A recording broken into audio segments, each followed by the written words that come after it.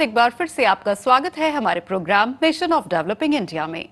माननीय प्रधानमंत्री जी का दूरदर्शी विजन मिशन 2047, यानी कि जब भारत की आजादी के 100 वर्ष पूरे होंगे तब हमारा देश डेवलप्ड कंट्रीज में शामिल हो जाएगा। 2047 तक भारत विकसित देश बन जाए। आजादी के 100 साल, भारत का स्वप्न मिशन 2047, एक ऐसा भारत जो विकसित हो, सशक्त हो, आत्मनिर्भर हो, जहां हर युवा को शिक्षा और अवसर मिले, हर परिवार को स्वास्थ्य और सुरक्षा मिले, हर नागरिक को गर्व हो कि वो एक विकसित राष्ट्र का हिस्सा है। मिशन 2047 केवल सरकार का लक्ष्य नहीं, ये 140 करोड़ भारतीयों का संकल्प है। आइए मिलकर बनाएं वो भारत जो 2047 में दुनिया के सामने एक विकसित राष्ट्र के रूप में खड़ा हो। मिशन 2047, विकसित भारत, हम सबका सपना, हम सबकी पहचान। तो गवर्नमेंट तो मिशन 2047 को लेकर काम कर ही रही है, बहुत सारी स्कीम्स भी ला रहे हैं और बहुत सारी अथॉरिटीज भी इस दिशा में काम कर रही हैं, लेकिन लोगों का पार्टिसिपेशन भी उतना ही इम्पोर्टेंट है। लोग किस तरीके से मिशन में अपना योगदान दे सकते हैं, ये आप जरूर बताएं। जी सिमी जी, मैं बताना चाहूंगा आपको कि लोगों का पार्टिसिपेशन सबसे इम्पोर्टेंट है।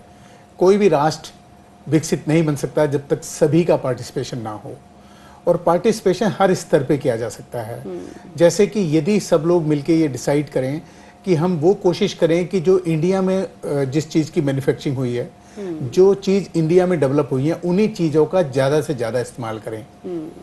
बाहर की चीज़ों पे तभी इस्तेमाल करें जबकि बिल्कुल हमारा देश उस पर निर्भर हो, और उसमें इनोवेट करने की कोशिश करें कि कैसे हम दूसरे नेशंस पे अपनी डिपेंडेंसी खत्म करके इनोवेट करके कैसे हम खुद डेवलप करें और हम लोग सेल्फ सस्टेनेबिलिटी की तरफ बढ़ पड़ें, और जिसे हम बोलते हैं आत्मनिर्भर, कि हम लोग उस दिशा में आगे बढ़ें। तो पहला कदम तो यही हुआ कि सबसे पहले जो हमारे देश में उत्पाद हैं उन्हीं का हम प्रयोग करें। यदि हम उसका ज़्यादा प्रयोग करेंगे तो ज़्यादा मैन्युफैक्चर होगा वो, और किसानों को ज़्यादा रेट मिलेगा उसको। तो सब तरफ जो हम बोलते हैं इंक्लूसिव ग्रोथ, सबकी ग्रोथ होगी यदि हम उसे इस्तेमाल करना शुरू करेंगे। दूसरी बात है इनोवेशन। जहां पर भी हम देखते हैं, जैसे आज हमारे देश में 1,85,000 से ज्यादा स्टार्टअप रजिस्टर्ड हैं। हमारे देश में 115 से ज्यादा स्टार्टअप यूनिकॉर्न बन चुके हैं। तो अगर आप भी स्टार्टअप करना चाहते हैं, आपके दिमाग में भी कोई आइडिया है कि कैसे मैं अपने देश की प्रोडक्ट को और डेवलप करूं जिससे कि मेरा इंपोर्ट डिपेंडेंसी जो है वो खत्म हो जाए, तो आप उस दिशा में काम करिए। उस दिशा में सरकार ने सैकड़ों इंक्यूबेशन सेंटर बनाए हुए हैं और बहुत सारी हेल्प सरकार करती है कि आपको सपोर्ट करने के लिए। तो आप इनोवेट करें टेक्नोलॉजी को, टेक्नोलॉजी में आगे बढ़ें आप। दूसरा हो गया। तीसरी बात है सिविक पार्टिसिपेशन। आप सब लोगों का सिविक पार्टिसिपेशन भी जरूरी है। आप सब लोगों को पूरे देश का, जहां आप रहते हैं, जिस भी कॉलोनी में, मोहल्ले में, जिस भी डिस्ट्रिक्ट में, स्टेट में, देश में जहां भी रहते हैं, आपका खुद का पार्टिसिपेशन भी होना चाहिए।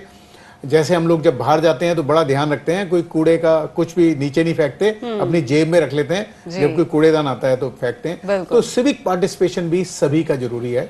सभी लोग सिविक पार्टिसिपेशन भी करें उसमें, जिससे कि वो एक सिविक सेंस डेवलप हो और सब लोग देश के बारे में और अपने एटमॉस्फेयर के बारे में और सामाजिक वातावरण के बारे में भी सोचें। और उसके बाद डिजिटल इकोनॉमी जो हमारी बढ़ रही है तेजी से, उसका जितना ज्यादा प्रयोग करें, जितना ज्यादा उसे इंडिजिनियस करें, उतना ज्यादा देश जल्दी आगे बढ़ेगा। तो ये चार चीजों का यदि आम नागरिक ध्यान रखता है तो मुझे लगता है कि ये जो टारगेट है विकसित भारत 2047, इसको अचीव करने में और भी ज्यादा मदद मिलेगी। जी बिल्कुल, धीरे धीरे जैसे हम डिजिटल इंडिया बने वैसे ही धीरे धीरे हम विकसित भारत 2047 भी बनेंगे, लेकिन डिजिटल इंडिया का योगदान इसमें भी बहुत हद तक होने वाला है। तो लोकेश जी, आप किस तरीके से इसका एग्जाम्पल देंगे कि आज हर किसी के हाथ में मोबाइल फोन है, तो कैसे लोग अपना पार्टिसिपेशन दे सकते हैं मिशन 2047 के लिए? जैसे सुनील जी कह रहे डिजिटल यूज़ हम लोग अथॉरिटी में फॉर एग्जांपल जितने भी शिकायत आते हैं, जितने भी प्रॉब्लम्स आता है, हमारा एक व्हाट्सएप ग्रुप बना हुआ है, ट्विटर भी है और इस तरह इंस्टा भी है। पब्लिक जो भी हमारा पास व्हाट्सएप में जो कंप्लेंट डालते हैं, अगर मान लीजिए सुबह अगर पब्लिक ने डाल दी यहाँ पर वाटर लॉगिंग है, यहाँ पर पाइपलाइन बस्ट हो गया है, तुरंत उस इमेज को, उस फोटो को हम लोग कंसर्न ऑफिसर को भेज देते हैं ग्रुप में, और हम लोग एक्सपेक्ट भी करते हैं कि ऑफिसर जाए, उसको अटेंड करे, वापस फोटो भी रीपोस्ट करे। तो इससे क्लियर हो जाएगा कि सिर्फ कंप्लेंट मेरे पास आया और कंप्लेंट मैंने अधिकारी को भेजा नहीं, उसके साथ साथ मैं इसको फॉलो भी किया कि वो काम हो गया और मेरे पास वो करेक्टेड फोटो भी आ जाता है। इसमें ये भी करते जो आदमी हमें कंप्लेंट दिया और कंप्लेंट नंबर भी अधिकारी को मैं इस व्हाट्सएप ग्रुप में या ट्विटर में भेज देता हूँ, वो लोग उस आदमी से बात भी करते हैं और उनको स्पॉट भी बुलाते हैं। ठीक है, आपने ये मैनुअल के बारे में कहा, आपने इस रोड पोर्टल के बारे में कहा या ड्रेन के बारे में कहा, उनको वहां खड़ा करके उस इश्यू को अटेंड करके और मुझे वापस आ जाते हैं ग्रुप में। तो इस तरह का हम लोग डिजिटल यूज जैसे बता रहे हैं ना, व्हाट्सएप ग्रुप में अथवा ये इंस्टा ग्रुप में अथवा ट्विटर को यूज करते हुए करते, और इसके साथ साथ एक इंटीग्रेटेड कमांड सेंटर भी बना हुआ है हमारे पास। तो पूरा नोएडा में कई जगह हम लोगों ने कैमरास इंस्टॉल किया हुआ है, तो इससे ट्रैफिक भी मॉनिटर होता है, ट्रैफिक के साथ साथ पूरा हमारा रोड का जो सिचुएशन है, डैमेज कितना डैमेज हो गया है, क्या कंडीशन है, वो भी हम लोग मॉनिटर करते हैं, और व्हीकल मूवमेंट भी हम लोग मॉनिटर करते हैं। तो डिजिटाइजेशन का और डिजिटल यूज हम लोग खरीद रहे अथॉरिटी में, ये यूज करने से माइक्रो मैनेजमेंट बहुत अच्छा हो रहा है और क्वालिटी काम भी हो रहा है। हाँ, ये बहुत अच्छी बात है कि हम लोग जो कम्युनिकेशन चैनल हैं जो कि अभी बाहर के हैं और जो सोशल मीडिया टूल हैं उनका इस्तेमाल कर रहे हैं अपनी एफिशिएंसी बढ़ाने के लिए, अपने बिजनेसेस को बढ़ाने के लिए, अपने एंटरप्राइज को खड़ा करने के लिए, वो अभी जरूरी है। लेकिन जैसे जैसे इसमें इनोवेशन होती है और हम लोग टेक्नोलॉजिकल सॉवरेंटी की तरफ बढ़ते हैं, उसके बाद हमारे को कोशिश करनी है कि हम लोग सब शिफ्ट करें, इंडियन कम्युनिकेशन चैनल और सोशल मीडिया टूल वो इस्तेमाल करें। बिल्कुल सर, नेशन की ग्रोथ के लिए इंफ्रास्ट्रक्चर भी बहुत इंपॉर्टेंट होता है, क्योंकि बात यहाँ हो रही है मिशन 2047 की। इंफ्रास्ट्रक्चर की ग्रोथ को आप किस तरीके से देखते हैं, वो किस तरीके से इसको बूस्ट करें? देखिए, वो बहुत तेजी से, उसमें हमारा देश बहुत आगे है। अगर हम देखते हैं, अगर हम आंकड़े की बात करें तो हमारे देश में 147 एयरपोर्ट अभी हैं जो ऑपरेटिव हैं, जो कि ऑपरेशनल हैं। एयरपोर्ट अथॉरिटी देखती है उसको, और 2025 तक का टारगेट 220 एयरपोर्ट का है। तो एयरपोर्ट हमारे देश में बहुत तेजी से बढ़ रहे हैं। एक्सप्रेस वे हमारे देश में बहुत तेजी से बढ़ रहे हैं। आप कहीं भी जाते हैं तो आपका डिस्टेंस भी कम हो गया, और आपकी क्योंकि रोड बहुत स्मूथ होते हैं, उसमें आपकी वियर एंड टियर भी कम होगी, टाइम भी बचता है, तो आप वो टाइम को अपने बिजनेसेस में लगा सकते हैं और अपने बाकी कुछ कर सकते हैं। तो हमारे देश में एयरपोर्ट्स बन रहे हैं तेजी से, हमारे देश में एक्सप्रेस वे तेजी से बन रहे हैं, नेशनल हाईवे तेजी से बन रहे हैं, स्टेट हाईवे बहुत तेजी से बढ़ रहे हैं, रेलवे का नेटवर्क बहुत तेजी से बढ़ रहा है, नई रेलगाड़ी आ रही है, नई तरह की हम फास्ट ट्रेन लेके आ रहे हैं, जो हमारी ट्रेन की स्पीड है पहले की तुलना में बहुत ज़्यादा है। अगर हम एवरेज स्पीड देखते हैं ट्रेन की, वो भी बहुत तेज़ी से बढ़ रही है। तो इंफ्रास्ट्रक्चर की जो ये तेज़ी है, इसी के ऊपर डिपेंडेंट है हमारा सारा बिजनेस और इंडस्ट्रीज़। जब ये तेज़ी से बढ़ता है तो बिजनेसेस और इंडस्ट्री भी तेज़ी से बढ़नी शुरू होती हैं। तो इसीलिए इसके साथ हमने अपने इंडस्ट्रीज़ और सबका को भी आगे बढ़ाना है, इन सब इंफ्रास्ट्रक्चर का फ़ायदा उठाते हुए। यहाँ पर रुक रहे एक बहुत छोटे से ब्रेक के लिए, आप कहीं जाइएगा नहीं, हम जल्द हाजिर होंगे। जेवर एयरपोर्ट अथवा नोएडा इंटरनेशनल एयरपोर्ट, ये आने वाले दिन में बहुत बड़ा असेट बनने जा रहा है पूरा इस रीजन में।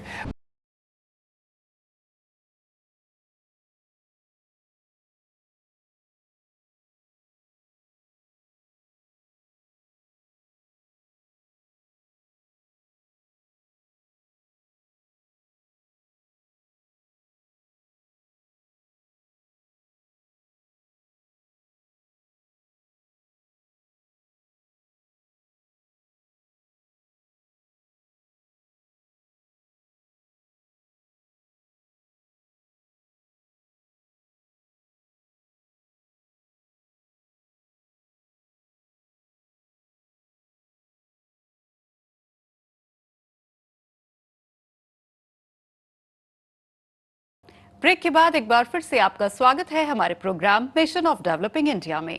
और बात इंफ्रास्ट्रक्चर की हो रही है। आपने जिक्र किया एक्सप्रेसवेज का, तो एक्सप्रेसवेज, नोएडा के एक्सप्रेसवेज जो है वर्ल्ड क्लास एक्सप्रेसवेज है, और एक और ही ऐसा वर्ल्ड क्लास एयरपोर्ट भी मिलने जा रहा है उत्तर प्रदेश में, जेवर एयरपोर्ट। और वो किस तरीके से योगदान देगा मिशन 2047 में, कैसे वो इकोनॉमी को बूस्ट करेगा और भारत की ग्रोथ को बूस्ट करेगा?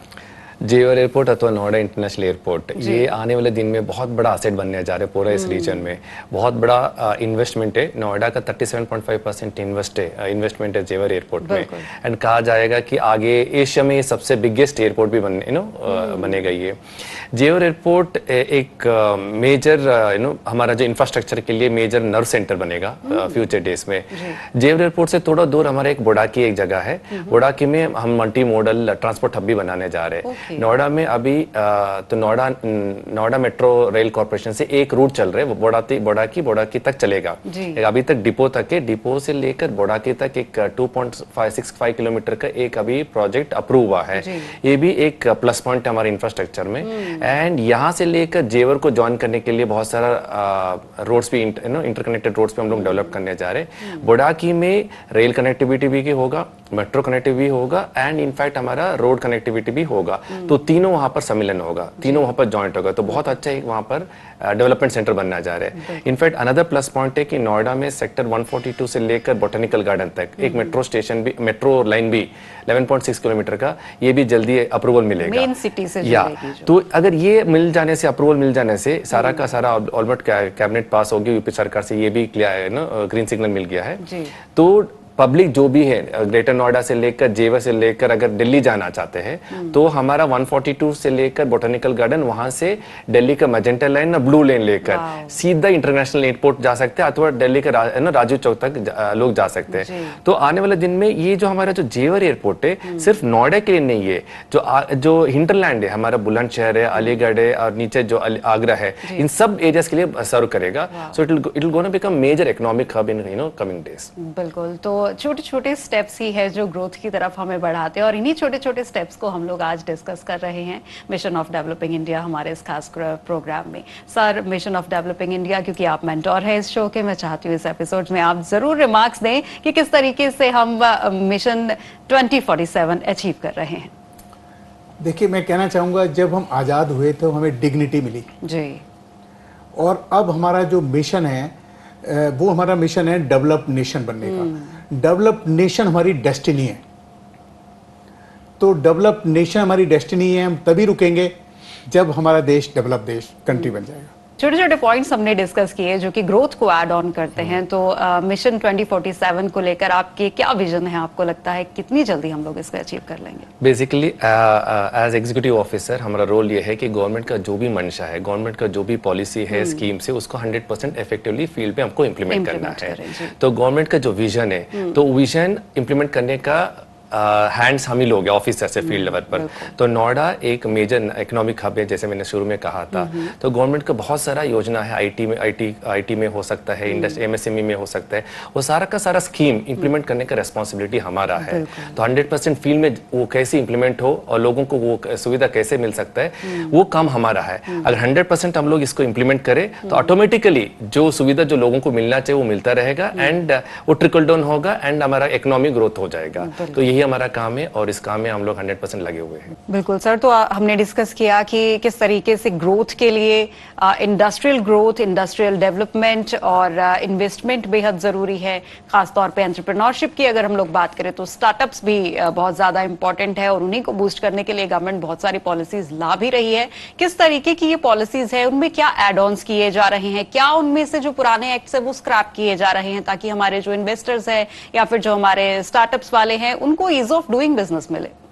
देखिए, सरकार क्या कर रही है कि हमारे बहुत सारे कंप्लायंसेस हमारे देश में बहुत ज्यादा थे। तो सरकार ने लगभग अगर आप देखें तो 40,000 कंप्लायंसेस कम कर दिए, रिमूव कर दिए। अगर हम सारे एक्ट देखें तो कंप्लायंसेस इसलिए कम किए कि आपका जो ध्यान है वो सारा का सारा आपके इनोवेशन पे और आपके बिजनेसेस पे जाए। आप अपना पूरा काम फोकस करें कि इनोवेशन कैसे करना है और आप पूरा करें कि व्यापार को कैसे, बिजनेस को कैसे आगे बढ़ाना है। और अगर हम देखते हैं तो लगभग 1500 कानून जो पुराने थे उनको सरकार ने रिपील कर दिया, खत्म कर दिया, जैसे सराय एक्ट और बहुत सारे कानून। तो ये इसलिए किया गया है कि आपको ज्यादा कंप्लायंस के चक्कर में ना पड़ना पड़े और जो बहुत पुराने एक्ट थे जिनका कंप्लायंसेस सिर्फ डॉक्यूमेंट पे रह गया था और जिनका कंप्लायंसेस पूरा करने में काफी परेशानी होती थी एंटरप्रेन्योर को और हमारे जो इनोवेटर्स हैं उनको, वो खत्म कर दिया गया। जैसे कि अब लेबर कानून थे हमारे देश में, तो करीब 28-29 कानून थे और वो बहुत डिटेल में कानून थे। उन सबको कंप्लाइंस पूरे करते करते कई बारी इंटरप्रेन्योर को काफी दिक्कत होती थी। उसको कंसाइज करके 4 लेबर कोड बना दिए गए, जो कि बहुत ही हेल्पफुल हैं, जो हमारे इनोवेटर और जो इंटरप्रेन्योर हैं उनके लिए भी हेल्पफुल हैं और पब्लिक एट लार्ज के लिए भी वो यूजफुल हैं, क्योंकि पब्लिक एट लार्ज जो कि काम करती है उस इनोवेशंस में या उस इंडस्ट्रीज में या उन बिजनेसेस में, उनके लिए भी स्मूथ कर दिया कि उनको सुविधाएं पूरी मिलें और साथ में हमारे इंटरप्रेन्योर और इनोवेटर के लिए भी इसको इजी कर दिया कि उनको काम करने में दिक्कत ना आए उन कानून की वजह से।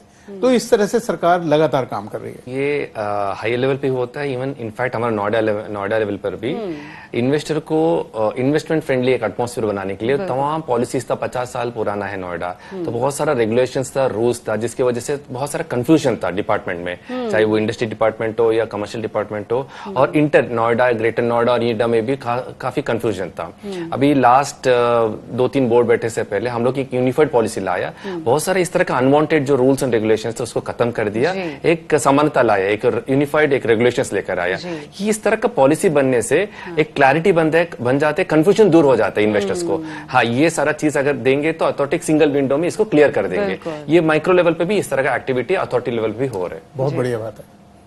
बिल्कुल सर, बात नोएडा की करते हैं क्योंकि नोएडा बहुत बड़ा शहर है उत्तर प्रदेश का और नोएडा से भी उत्तर प्रदेश की पहचान है। तो क्या क्या न्यू इनोवेशंस नोएडा में लेके आए जा रहे हैं, कहाँ न्यू इन्वेस्टमेंट हो रही है या कहाँ कुछ नई चीजें लेकर आप आ रहे हैं? Noida generally city of apparel माना जाता है। नोएडा में बहुत सारा गारमेंट फैक्ट्री है, तो हम नोएडा में अभी जब भी हम लोग कोई स्कीम लॉन्च करते हैं जनरली अपैरल वाले आ जाते हैं और अन्य इंडस्ट्रीज भी आ जाते हैं। तो इस बार हम लोग 6 प्लॉट एक्सक्लूसिवली रिजर्व रखा इलेक्ट्रॉनिक कंपोनेंट मैन्युफैक्चर की। एक नया चीज है, तो इसका काफी हम लोग एडवर्टाइज भी कर रहे हैं लखनऊ लेवल पर भी और नोएडा लेवल पर भी, ताकि इलेक्ट्रॉनिक कंपोनेंट मैन्युफैक्चर हम लोग यहाँ लाना चाहते हैं। एक दूसरा, नोएडा शहर में अच्छा बड़ा होटल्स भी नहीं है, तो एक पीपीपी मॉडल पर हम लोग होटल लाना चाहते हैं। दोनों टाइप का होटल, एक छोटा होटल भी लाना चाहते हैं और हाई एंड लग्जरी होटल भी लाना चाह रहे हैं हम लोग। और तीसरा, हमारा शहर में काफी पुराना 30-40 पुराना बिल्डिंग्स है जो काफी कंडर स्टेट में है, तो उसको रीडेवलप पॉलिसी हम लोग ला रहे। तो 3 ये नया चीज हम लोग इस बार इंट्रोड्यूस करें नोएडा में। जी बिल्कुल लोकेश सर, रीडेवलपमेंट एक बहुत बड़ा पार्ट होता है जब हम ग्रोथ की बात करते हैं, तो नोएडा में किस तरीके की रीडेवलपमेंट्स आने वाले समय में देखने को मिलेंगे? जनरली रीडेवलपमेंट पॉलिसी जो है हम लोग मुंबई में देखते हैं, पहली बार नोएडा में हम लोगों ने इंट्रोड्यूस किया।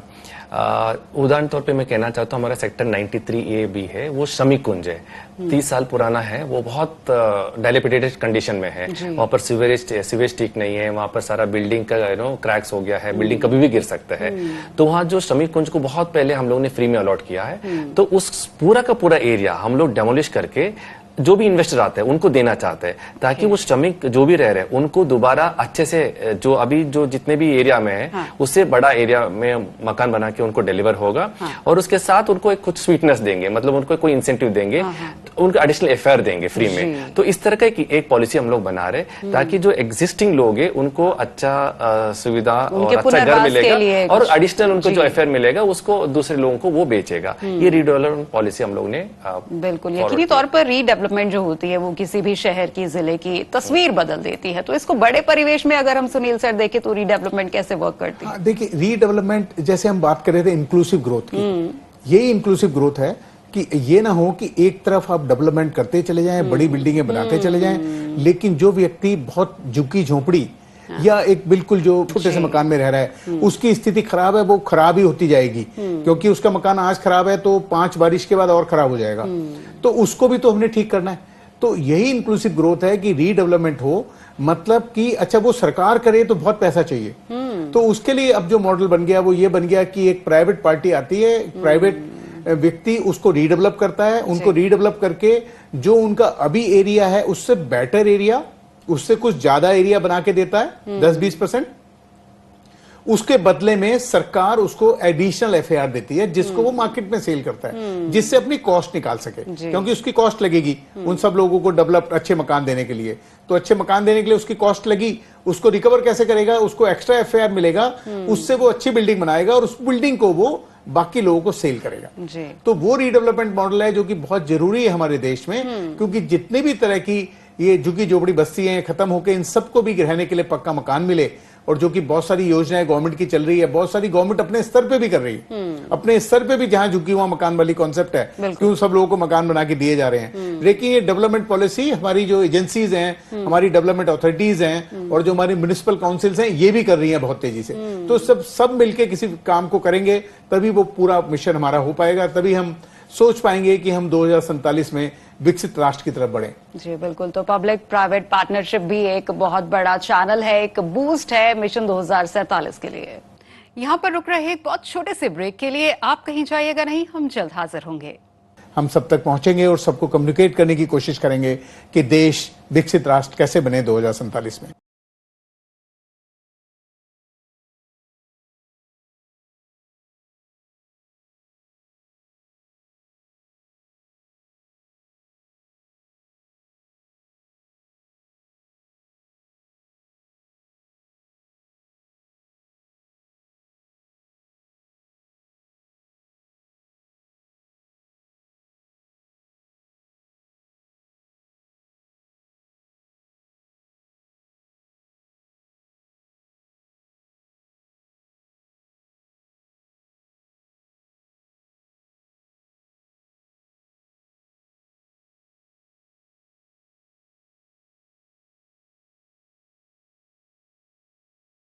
ब्रेक के बाद एक बार फिर से आपका स्वागत है हमारे programme mission of developing India में।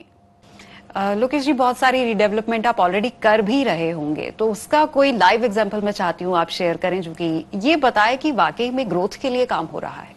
नहीं, ये हमारा पहला रीडेवलपमेंट पॉलिसी है। एक्चुअली सच कहना तो 2 महीने पहले जब मैं शहर में जब ऐसे ही भ्रमण कर रहा था तो मैंने देखा ये जो 2 सेक्टर्स है 93A 93B है, बहुत पुराना अलॉटमेंट था। तो G+2 G+3 का इस तरह का बिल्डिंग है, पूरा का पूरा बिल्डिंग कंडेम हो चुका था। वहां पर सीवेज कुछ नहीं था, सीवर लाइन्स नहीं था, ड्रिंकिंग वाटर लाइन्स ठीक नहीं था और बिल्डिंग्स क्रैक हो चुका था एंड हर जगह सीलन था और लोगों का जो लिविंग कंडीशन था इट वॉज सब ह्यूमन कंडीशन में लोग रह रहे थे। नाउ ये पूरा का पूरा जो एरिया है 93A 93B में जो आपको बता रहा हूँ, यहाँ पे जितने भी बिल्डिंग्स है अथॉरिटी ने बना के दिया था, राइट। नो अगर अथॉरिटी दोबारा इन्वेस्ट करने जाएंगे तो बहुत बड़ा खर्चा आएगा अथॉरिटी के ऊपर। तो हम लोगों ने एक इस पॉलिसी बनाई रीडेवलपमेंट पॉलिसी। इसमें अथॉरिटी को दोबारा खर्च नहीं करना है, जमीन तो अथॉरिटी का है और जितने भी वहां पर अलॉटीज है अलॉटीज को दोबारा मकान मिलेगा जो कंडीशन में अभी रह रहे हैं ना, इससे अच्छा मकान बना के हम लोग देंगे थ्रू कोई प्राइवेट इन्वेस्टर। तो प्राइवेट इन्वेस्टर के लिए इंसेंटिव क्या है, उनको हम एडिशनल एफआईआर देंगे। तो ये बनने से क्या है, इस तरह का अन्य पॉकेट्स में जो भी हमारा पुराना मकान है तो हम लोग टेकअप कर सकते हैं, या अनदर कोई भी प्राइवेट का कोई डायलापिडेटेड बिल्डिंग है, पुराना बिल्डिंग है, वो भी रीडेवलपमेंट पॉलिसी में वो अप्लाई कर सकते हैं। ये बहुत अच्छा पॉलिसी है, इसको हम लोगों ने अभी इंप्लीमेंट किया। ये इंप्लीमेंट होने से ये नोएडा में पूरा जितने भी इस तरह का जो सबह्यूमन कंडीशन में लोग रह रहे वो रीडेवलपमेंट हम लोग ले सकते हैं, या कोई पुराना कंडम बिल्डिंग है वो भी हम इस पॉलिसी में ले सकते हैं। ओके, हमारा ये programme mission of developing India, जिसमें हमारी कोशिश है कि भारत जिस तरीके से आगे बढ़ रहा है, भारत के हर एक शख्स तक इस ग्रोथ की कहानी जानी चाहिए। डॉक्टर लोकेश, आप हमारे इस प्रोग्राम के बारे में 2 शब्द जरूर कहें। डेफिनेटली ये बहुत अच्छा इनिशिएटिव है, ये बहुत अच्छा पहल है दूरदर्शन का, क्योंकि कई बार होता क्या है सरकार बहुत सारा स्कीम लॉन्च करते हैं, बहुत सारा पॉलिसी बनाता है, सूचना का अभाव से जनता तक वो पहुंचता नहीं है और लोगों को पता भी नहीं रहता कि गवर्नमेंट क्या कर रहे हैं। तो ये एक अच्छा प्लेटफॉर्म है, इस प्लेटफॉर्म के माध्यम से लोगों को, आम जनता को पता चल जाएगा कि सरकार क्या कर रहे हैं, नया नया पॉलिसी क्या है, और जो भी करते हैं क्योंकि सरकार जो वेलफेयर है, वेलफेयर स्टेट का काम करते हैं, वो जो भी करते हैं पब्लिक का हित के लिए करते हैं। तो ये अच्छा प्लेटफॉर्म, इस प्लेटफॉर्म के माध्यम से आम जनता को पता चल जा रहा है कि क्या हो रहा है। जी सुनील सर, आप मेंटोर है हमारे शो के, और हमारा शो जिस तरीके से लोगों तक छोटी छोटी जानकारियां पहुंचा रहा है, मैं चाहूंगी आप रिमार्क्स जरूर दें। देखिए, मैं कहना चाहूंगा कि ये बहुत ही अच्छा इनिशिएटिव है कि सबसे पहले मैं धन्यवाद करना चाहूंगा कि मेरे को मेंटोर के रूप में आपने चुना और मुझे मौका दिया कि मैं अपनी बात और गवर्नमेंट की पॉलिसी जितनी मुझे समझ है पब्लिक तक पहुंचा पाऊं और सबको समझा पाऊं, क्योंकि मिशन ऑफ डेवलपिंग इंडिया एक बहुत बड़ा मिशन है और इसमें सभी को पार्टिसिपेट करना है। तो सभी को पता होना चाहिए क्या देश कर रहा है, क्या सरकारें कर रही हैं, क्या सेंट्रल गवर्नमेंट, क्या स्टेट गवर्नमेंट, क्या लोकल गवर्नमेंट, और क्या लोगों ने करना है। तो वो तभी होगा जब अवेयरनेस होगी। तो इसीलिए मुझे लगता है कि ये कार्यक्रम बहुत अच्छा कार्यक्रम है। इसके माध्यम से हम सब तक पहुंचेंगे और सबको कम्युनिकेट करने की कोशिश करेंगे कि देश विकसित राष्ट्र कैसे बने 2047 में। जी बिल्कुल। सुनील सर, मैं चाहूंगी कि हमारी परंपरा को आगे बढ़ाते हुए आज के हमारे जो गेस्ट हैं उन्हें हम एक मोमेंटो देकर सम्मानित करें। तो आज हमारे programme mission of developing India में आप लोग आए, अपने कीमती विचार आपने साझा किए और जनता को बताया कि किस तरीके से और किस स्पीड से भारत जो है वो 2047 के लिए आगे बढ़ रहा है। आप दोनों का बहुत बहुत धन्यवाद। धन्यवाद।